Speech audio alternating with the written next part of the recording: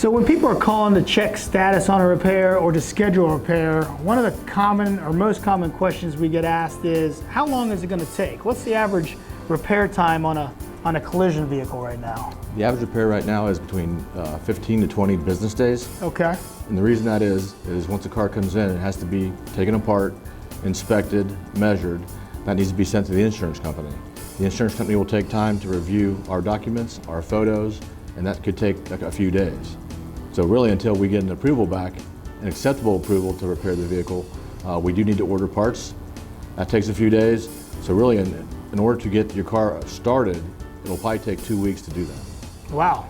And the complete teardown process, once approved to tear down the vehicle, that could probably save us some time, really, right? It'll save a great deal of time at the beginning, most definitely. Okay. That's awesome. Why? Well, if you get a final bill up front and you know exactly what's going on, the only thing that may be open at the end is any kind of ADAS programming or any kind of scanning or any kind of blind spot monitor reprogramming. Okay, and there's a lot more of that coming around in there. There is. Okay, very good.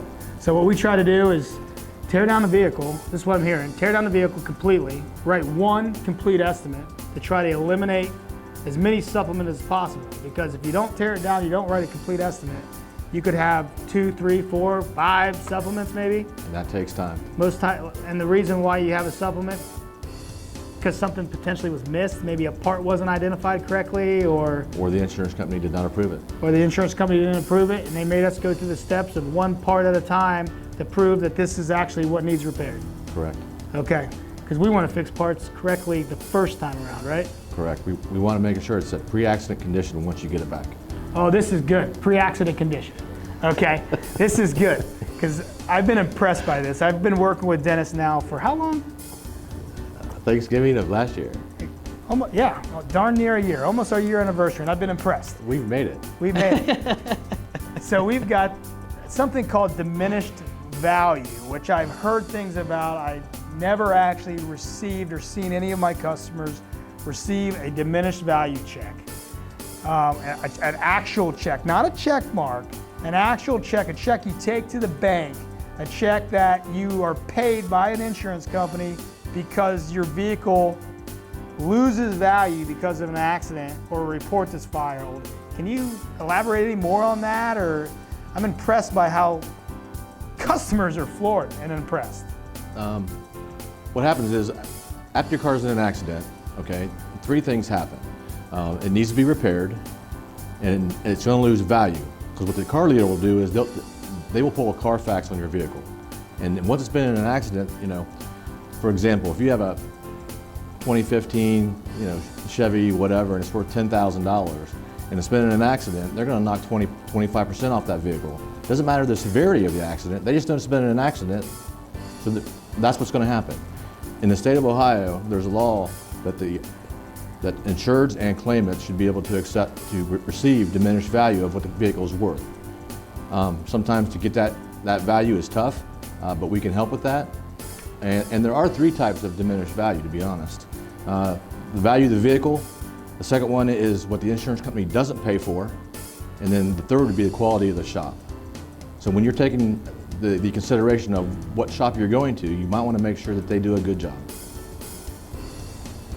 That's great advice, Dennis. I appreciate that. Diminished value, first of all, we want to fix the cars correctly. I know that.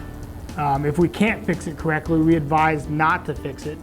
If consumers, you have the right to retain your vehicle. So we'll jump right into total losses. So I heard you say a number like 25%. So would you call that a threshold? What's a threshold? It's the amount of money that they think the car is worth out in the marketplace. Okay, so when we're writing an insurance estimate, let's use simple numbers. So you talked about a $10,000 Chevy. Okay, threshold on a $10,000 Chevy is probably going to be roughly $7,000, $7,500, $8,000 would push it. That would push it. So what we're trying to say is that once that repair exceeds $7,000, $7,500, that's when an insurance company wants to call it a total loss.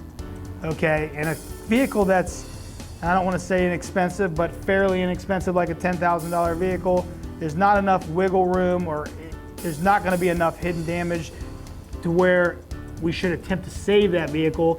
And when you're talking about airbags, super expensive. If you're talking about wiring, whether it's an engine wiring harness or a body harness that's damaged, where potentially an engine needs to come out of an engine compartment or out of the car to replace a wiring harness, it'll take it over the edge pretty quickly, right? Most definitely. The other thing a consumer can do is, if a vehicle does get totaled, in the last 2 or 3 years, whatever maintenance receipts you have, whether it's tires, brakes, whatever the case may be, engine overhaul, transmission overhaul, bring those receipts to their attention and they will either prorate or fully refund you that money. That's outstanding advice. So that's another reason, a good reason to have a relationship with a repair facility, body shop, mechanical shops, to make it easy to be able to track your repairs. But with one hit of a button, we can send you all your history. And I mean, it can be a lot of money that goes right into that diminished value claim that you're claiming, or addition to the claim of the actual damage of the vehicle. So outstanding information.